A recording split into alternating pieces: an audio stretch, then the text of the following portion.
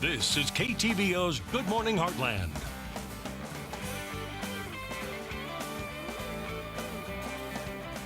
And welcome back. Even though we are experiencing above normal temperatures right now, cooler temperatures are about to return, which means we'll be turning up the heat once again. And we have Nick Oliver from Lancaster Lumber in this morning with tips on how to save money on our next utility bill. How are you doing? Wonderful. And you brought in some products that we could easily do on our own at home, correct? Lots of it. Or it could be 60 degrees and you wake up in January and you won't need the heat. Exactly. Whichever works. So what do we have here? I've got a pretty wide spectrum. There's two sorts of things that you're trying to keep out, from radiation through your windows and stuff, which you can fix, which is a little tougher fix, but you can use. Like a window insulating kit like this, it sells for about $3. Shrink it with your hair dryer. With your hair dryer? Yeah, to heat it up, to shrink it down. The rest are just these cheapies that are about $1 and you just nail them on them. And they'll work for indoor or outdoor, whichever. And so these are really cheap, like you said, they're about $2, $3, but yet you're going to be saving. Well, it'll help a lot of the radiation through your windows. If you got old single pane windows, they'll just pour air through them just so they radiate. Is there an advantage to doing it on the inside or the outside?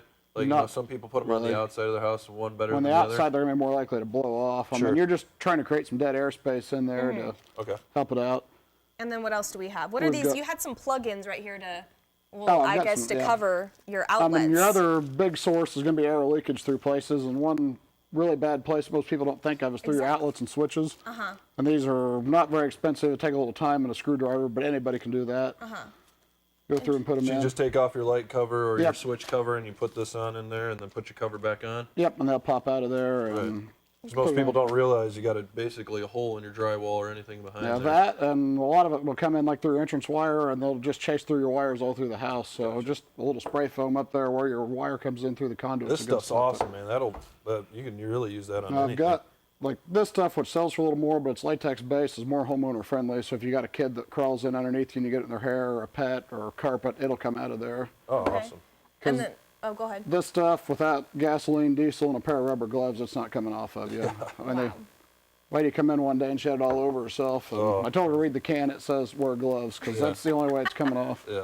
All right, and then what do you have over here? What are these stick things? Well, I just got some door shims, because that's your friend for $1 and something a little more in-depth to do. But if your doors aren't adjusted right, you'll have air just blowing through them, especially if you got one facing west.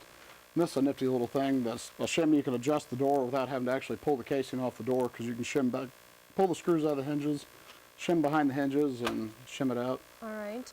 And what is this right here? Just a little weather stripping to fix the door. If you don't get around to adjusting the door, you can weather strip it and for a couple bucks to make it better. Okay. Air conditioner cover, another good big weak spot. I just noticed my neighbor has this on her air conditioning unit when I was walking my dog yesterday, and I was like, what is that? So quickly, let's talk about this, because you said this has definitely changed over the years. Yeah, it used to have formaldehyde in it, so it was nice and itchy. Now it's not itchy anymore. I don't know that you'd want to. Ella, why don't you go ahead and do that? No, that's okay. You sure? I was just saying that it looks more like cotton candy. Yeah, my brother convinced a kid in like 4th or 5th grade, they had some for a science project, that it was cotton candy, and he got in trouble at school because the kid actually ate a little bit of it. Oh no, don't do that. I don't know where the kid's at. I assume he's still alive, but I don't think that was the issue.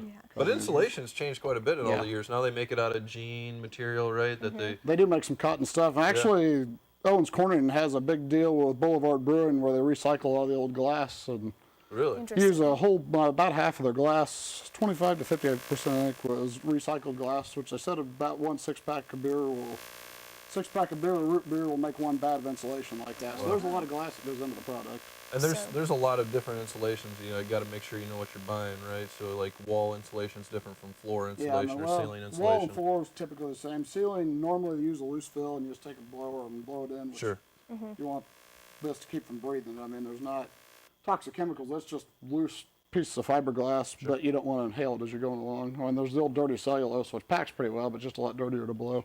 All right. Well, definitely some money-saving items here that are, you know, just a couple dollars, if not a little bit more, but it's going to definitely save you in the long run. So thank you so much, and we'll post all of this on our website at heartlandconnection.com, and we'll be right back.